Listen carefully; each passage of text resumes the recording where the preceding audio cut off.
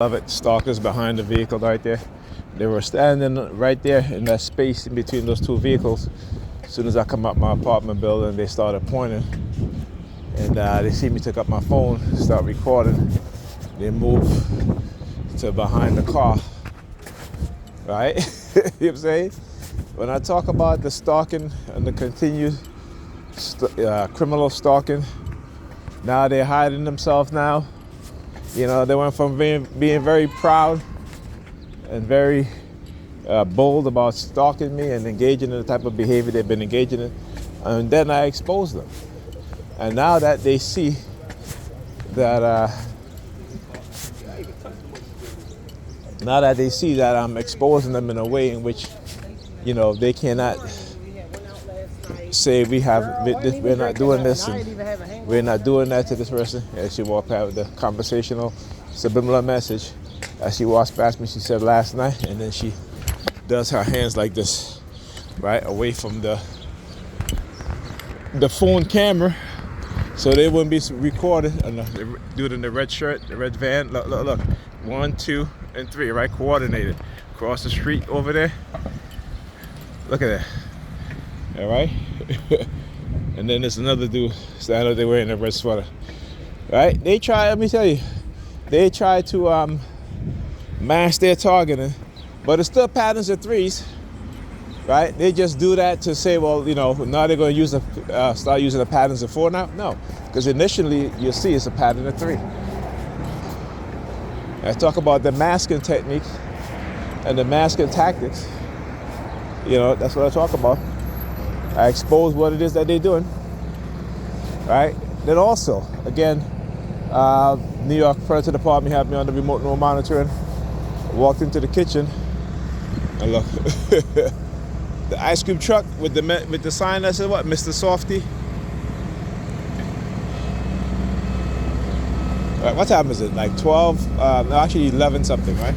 I think. Let me see. What time is it? Let's look at the time. Going on 12, it's at 12:30, right? 12:30. So even number 32, 61321. I see you looking, buddy. See, wearing the red sweater. I should have worn my red sweater today, but I was like, nah, you know what? I'm gonna wear my orange sweater. I'm gonna wear my orange sweater and expose it. Okay? You use a bright color. You know, it grabs their attention, right? So I use my own color psychological warfare against them. Look. They got a new homeless person, right? New homeless person. Look. Excuse me.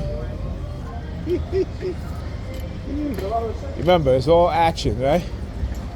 It's all coordinated, perpetrated, right? Creating a criminalized society without that society realizing that it is engaging in criminal acts, right? They do know. Stalking is definitely, I've proven criminal stalking, and it's proven that they can use many people involved in stalking you. And it's not just one person. And this is what I talk about, how they get around the stalking laws. You see, but there are such things as group stalking, right? Organizational stalking. See, this is what they don't want to talk about. This is so when I say, when TI say, well, we're being stalked, they're like, by who? No, by a group of people. Then it becomes, conspiratorial, right? Then it becomes your mind is conjuring these things up. This kind of bullshit to excuse what it is that they're doing. Meanwhile, they're radicalizing you as a TI, right? In whatever way they're radicalizing you, some TIs act out in violence, right? In order to stop what they believe will stop their targeting. It doesn't stop, right? That's their way of getting rid of you. Because I looked down at the planter box, use the car horn. You know, see, so-called, criminals, not so-called, but they are criminals, particularly those in positions of authority. So as I was talking about, the New York Predator Department have me on the remote monitoring. I walked into the kitchen. Usually my sister would shred the mail.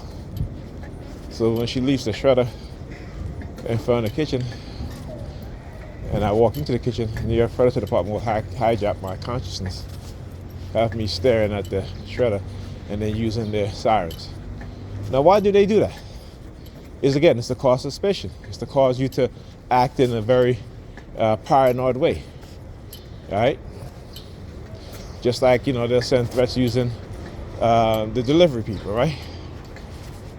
Using the post office, UPS, Amazon, FedEx.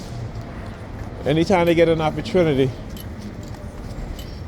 to start targeting you in ways, again, to try to make you paranoid, right? And again, remember, this has been done for years. Then they know that it breaks down a person's psyche.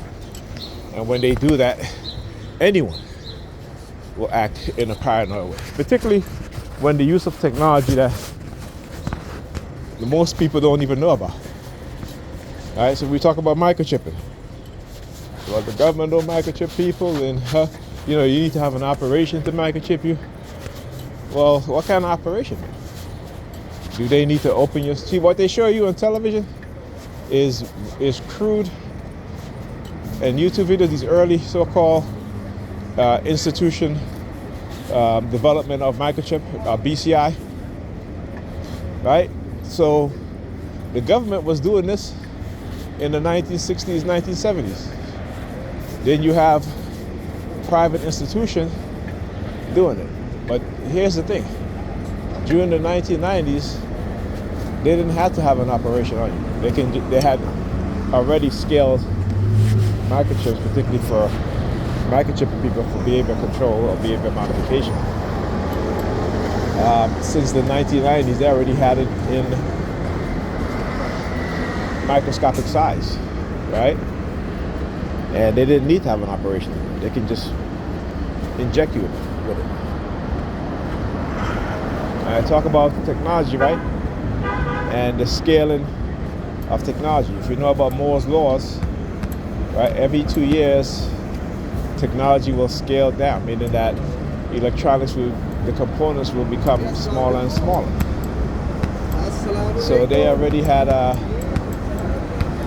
microchips in the form of around, I would say, probably 7 nanometers, right? In the mid 1990s. Okay, we didn't get to 7 nanometers until now. Remember, I talk about, right? Not just me, but also other people at the U.S. government, the security agencies, the CIA, and so forth, Department of Defense, DARPA.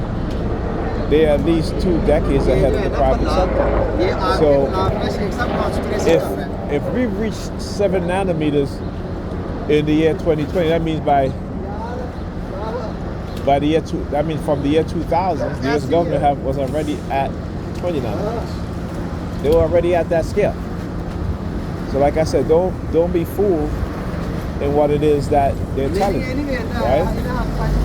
If you go and you read the story, the news article, interview with Dr. Jose Delgado, and his brain stimulator, or what they call a stemoceiver, right? It was small enough to place underneath the skin of the rhesus monkey, and you could barely recognize it, right? You could barely recognize it. What did he say? He said that the problem for humans is a cosmetic thing, right? And they said that we were working on one that's even smaller. And that was in 1970. So imagine by the 1990s what they had. If it was that small in what did I say, right? As soon as they as soon as they right? As soon as they stop using a particular group of people, they'll find another group, right? That's to tell you, right? But anyhow, so imagine by the year 1990, the size of that so-called stemoceiver, right? Which they probably renamed it to BCI, brain computer interface, right? And if you go back, you look at videos in the news that talk about BCI in the 1990s, right? You would see the crude experiments that was being done, right? That to show you on the news. But these were universities. This wasn't the government now. This wasn't DARPA. This wasn't the CIA. This wasn't the Jasons, right? This was the DoD. This was private academic institutions like MIT, Caltech, and so forth, right? So they were doing these type of experiments even though they had advanced in terms of microchip and stuff like that, but it was still not as small as the stemmer receiver. Go look. You can find these videos online, right? You get number 32, 7, 3, 2, 1.